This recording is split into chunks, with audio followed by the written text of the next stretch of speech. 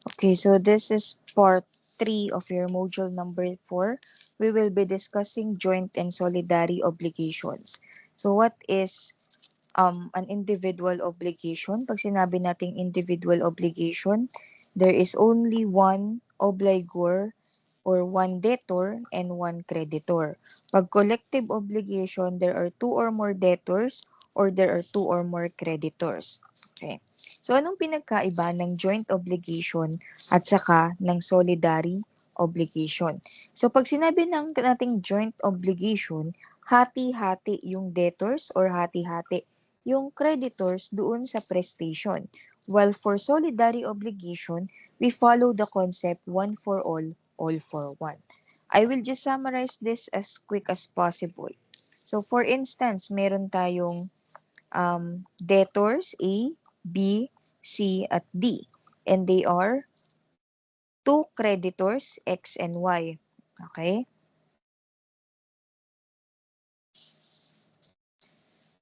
So for the first case, we have joint debtors.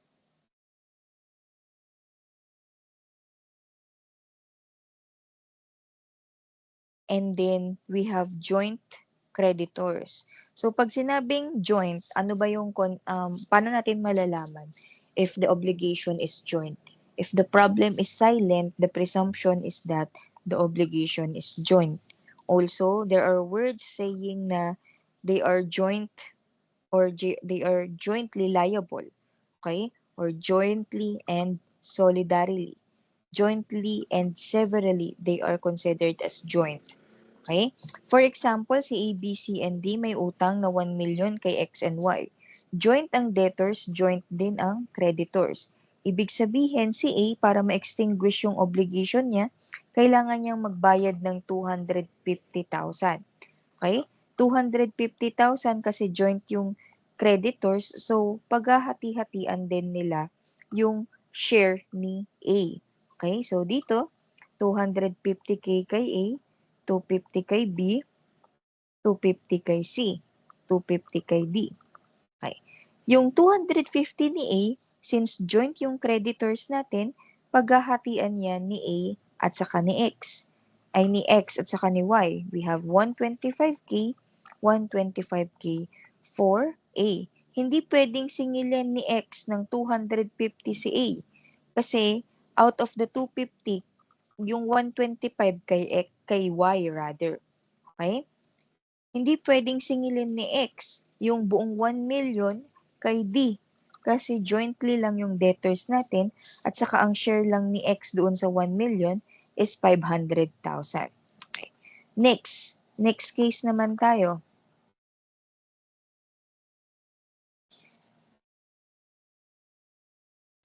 We have the debtors are joint and the creditors are solidarily liable. Okay. Pag solidarily, ibig sabihin one for all for one. Ang utang 1 million. Si X can ask for the payment of the whole 1 million pesos to A, B, C, and D. Pero, ang pwede lang niyang masingil kay A is amounting to 250K kasi joint yung debtors. 250K, 250K, 250K. Okay? Pwede niyang singilin yung 1 million, 250K kay A, B, C, at D. Tig to 250K sila. Okay? Tapos, ang mangyayari kapag nasingil niya na yung 1 million, siya naman na ngayon yung may utang sa share ni Y. Okay? Next. What if ang debtor natin ay solidarily liable? Tapos, ang creditor natin is joint. Okay.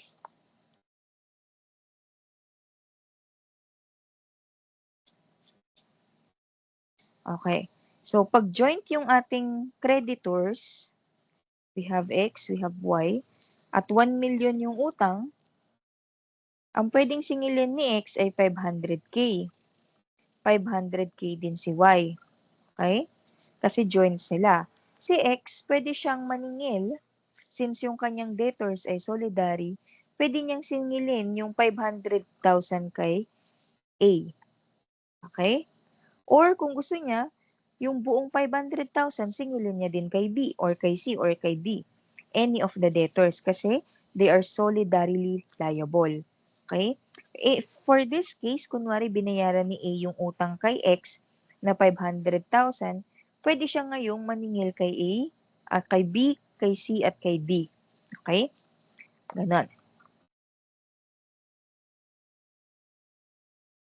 Next, paano naman kapag solidary yung debtor at saka solidary din yung creditor? Okay, ang utang 1 million pesos. Ibig sabihin, si X may right siya para maningil any of the four creditors. Kunwari, naisipan lang niyang singilin ay si D, pwede niyang singilin yung buong 1 million pesos. Okay? Pag nakasingil siya, babawiin, kailangan niyang bigyan si Y doon sa share ni Y sa 1 million pesos. Pag si D naman yung nagbayad ng 1 million, pwede siyang magkaroon ng right of action against B, kay A at kay C. Okay. So, ganun ha. Next, indivisibility versus solidarity. So, pag sinabi natin indivisibility or divisibility, kay prestation ang focus niyan. Yung object. For example, money is divisible, but a horse is not divisible. Okay? Pag solidarity, ang pinag-uusapan natin dito is obligation. Okay? Say for instance, si A at B are partners to each other. They promise to deliver a horse kay C. Okay. The horse is considered as indivisible, pero pwedeng ang obligation nila ay joint. Okay? So, joint indivisible obligation. So, anong mangyayari pag gusto na magbayad ni A? Pwede bang kalahati ng horse ibibigay niya kay C? The answer is no. Kailangan i-convert nila yung horse into amount of money, tapos yun yung ibibayad ni A kay C. Okay? Next. So, instances where there is solidarily liable. Again, the general rule, if the problem is silent, debtors and creditors are considered joint. Kailan naman magkakaroon ng solidary obligation? If the obligation states, if the law so provides, at saka nature of the obligation requires solidarily. Okay. Passive solidarity is kapag yung debtors ang solidarily liable. Kapag active naman is merong solidarity amongst the creditors. Okay. Mixed solidarity is yung pinakita natin kanina, pwedeng yung debtors or jointly liable while yung action ng creditors ay solidarily. Okay? Next, effects of mode or modification or extinction. So ito madidiscuss natin to pagdating ng extinguishment of an obligation, yung novation. Okay? So, effects of payment kapag may solidary debtor. Again, kapag solidary yung debtor, pwede siyang magbayad ng buong amount ng obligation. Pero pag nakabayad siya ng buo, sisingilin niya yung kanyang fellow debtors doon sa binayad niya. Okay, so for example, si A, binayaran niya si E ng 1 million pesos, yung 333,333 pwede niyang singilin kay B, pwede din niyang singilin at sisingilin din niya si C. Okay? Next, sa prescription naman, ito yung naglapse na yung right of taking an action based on the conditions provided by law. Okay. So, prescriptive periods, ito po yung mga pwede nating, pwede tayong mag-file ng action within 10 years kapag based on written contract, kapag created by law at saka based on judgment. 6 years kapag based on oral contract, quasi-contracts. O 4 years kapag based on injury at saka quasi-delict. Say for instance, A promised to pay B 10,000 pesos on December 31, 2004. They put it into writing. Okay, may promissory note. Okay. So kapag hindi nakabayad si A, pwedeng maniningil na si B, 'di ba? Magde-demand muna siya. And then kapag hindi pa rin nakabayad si A, pwede nang pwede nang mag-ask si B sa korte. Okay? At yung panghingi niya ng assistance sa korte will only be until December 31, 2034, 10 years. Kapag 2035 na at doon lang siya humingi ng tulong sa korte, prescribed na yung obligation. Wala na siyang pwedeng habulin against A. Okay? Next, divisible and indivisible obligation. So, again, ang focus natin dito is prestation. So, pag sinabi nating prestation, yan po yung object. Divisible obligation, pwedeng mahati. Example, money. Example, lupa. Indivisible obligation cannot be capable of partial fulfillment like yung horse natin kanina.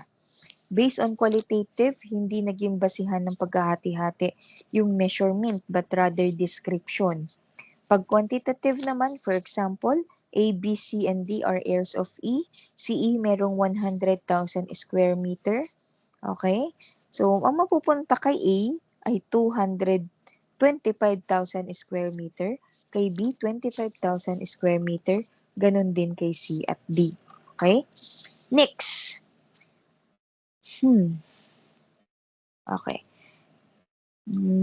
Obligations with the penal clause. Punta tayo sa obligations with the penal clause. When you say obligations with the penal clause, there are two kinds of obligation dito.